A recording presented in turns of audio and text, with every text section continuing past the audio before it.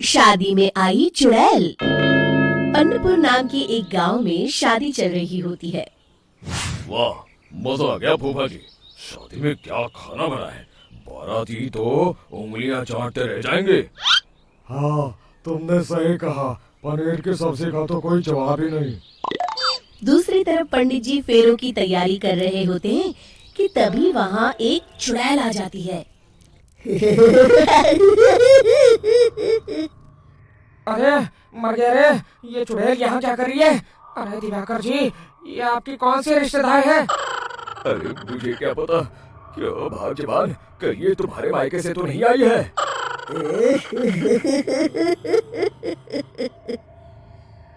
तुम लोगों की इस गांव में बारात लाने की हिम्मत कैसे हुई? मेरे रहते इस गांव में किसी की शादी नहीं हो सकती। अब तुम लोग देखो मैं क्या करती हूँ। अरे मर गया रे, मैंने सुना है ये जबान की पक्की है। भागो रे भागो, वरना ये चुड़ैल किसी को नहीं छोड़ेगी। हाँ, तुम सही कहते हो मोहन भाई। यहाँ से भाग लेने में ही हम सबकी भलाई है। देखते ही देखते शादी के मंडप में भगदड़ मच जाती है और चुड़ैल सब कुछ उजाड़ कर रख देती है। फिर एक दिन मोहन की शादी तय हो जाती है। अरे भाई, अगले हफ्ते मेरी शादी तय हो गई है, लेकिन इस चुड़ैल की दहशत के मारे तो मेरे हाथ पैर कांप रहे हैं। अरे मोहन, तुम्हारा दिमाग तो खराब नहीं हो गया? तुम अपने साथ साथ हम सब गांव वालों को भी बलि का बकरा बनाना चाहते हो? उस चुड़ैल के रहते तुमने अपनी शादी के बारे में सोच भी कैसे लिया? देखो गोपाल, डर तो मुझे भी लग रहा है, लेकिन उस चुड़ैल के डर से मैं जिंदगी भर कुंवारा तो नहीं रह सकता। तभी वहाँ मोहन के होने वाले ससुर आ जाते हैं। अरे ससुर जी, आप? देखो, अब तक मैं तुम्हारा ससुर बना नहीं हूँ और शायद बनूंगा भी नहीं। ये आप क्या कह रहे हैं? मैंने तो शादी का कोड भी सिलवा लिया है। मैं अपनी बेटी की शादी किसी अच्छे गांव में कराना चाहता हूँ। तुम्हारा गांव तो भूतिया गांव है। मैं तो क्या, अब तो कोई भी अपनी लड़की इस गांव वालों को नहीं देगा। इस तरह चुड़ैल के डर से उस गांव में किसी की भी शादी नहीं हो पाती। फिर एक दिन गांव के जमींदार अपनी बेटी की शादी करने का विचार करते हैं, लेकिन चुड़ैल के डर से उनकी भी हिम्मत जवाब दे देती है। अगर मेरी बेटी की शादी तय समय से नहीं हुई तो मेरी नाक कट जाएगी। मुझे कुछ करना ही होगा। एक सलाहकार के कहने पर जमींदार काशी से एक बहुत ही नामी तांत्रिक को अपने घर बुलवाते हैं, जो भूत चुड़ैल को पकड़ने में माहिर माना जाता था। जमींदार साहब, आप चिंता मत करिए। इस गांव की सीमा में प्रवेश करते ही मुझे उस चुड़ैल के बारे में सब पता चल गया था। आप उसे जल्दी से जल्दी कैद कर लीजिए ताकि मैं अपनी बेटी की शादी कर सकूं।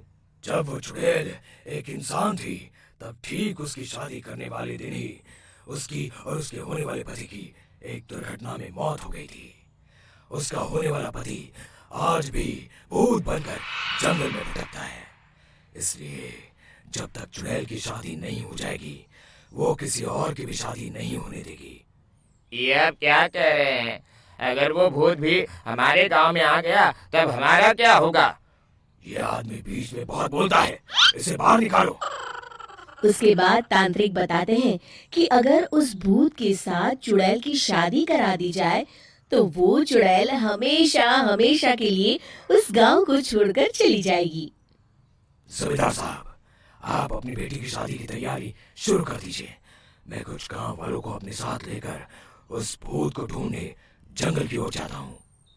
इस तरह जमींदार निश्चित होकर अपनी बेटी की शादी करवाने लगते हैं, लेकिन तभी वहाँ चुड़ैल आ जाती है। मैंने तुम गांव वालों को समझाया था ना कि इस गांव में कभी कोई शादी नहीं करेगा। लगता है तुम लोग मुझे हल्के में ले रहे हो। चुड़ैल जमींदार की बेटी को उठा लेती है।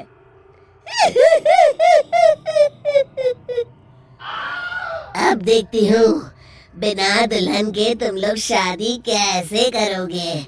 मैं इसे अपने साथ ले जा रही हूँ।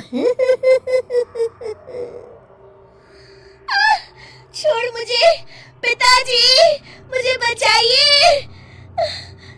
अरे कोई मेरी बेटी को बचाओ। तभी तांत्रिक उस भूत को लेकर वहां पहुंचता है। अरे भाग्यवान, रुको, इन मासूमों को परेशान मत करो, मैं आ गया हूँ, अब तुम मेरे साथ चलो। चुड़ैल बहुत खुश हो जाती है। आप आ गए, चलिए अब हम मंदिर में चलकर शादी कर लेते हैं। अरे अरे अरे अरे, ये क्या कह रही हो? मंदिर में जाके दोबारा मरना है क्या? चलो, आज से हम जंगल में रहेंगे। चुड़ैल चली गई, अब मेरी शादी हो जाएगी। इस तरह सभी गांव वाले खुशी से झूमने लगते हैं।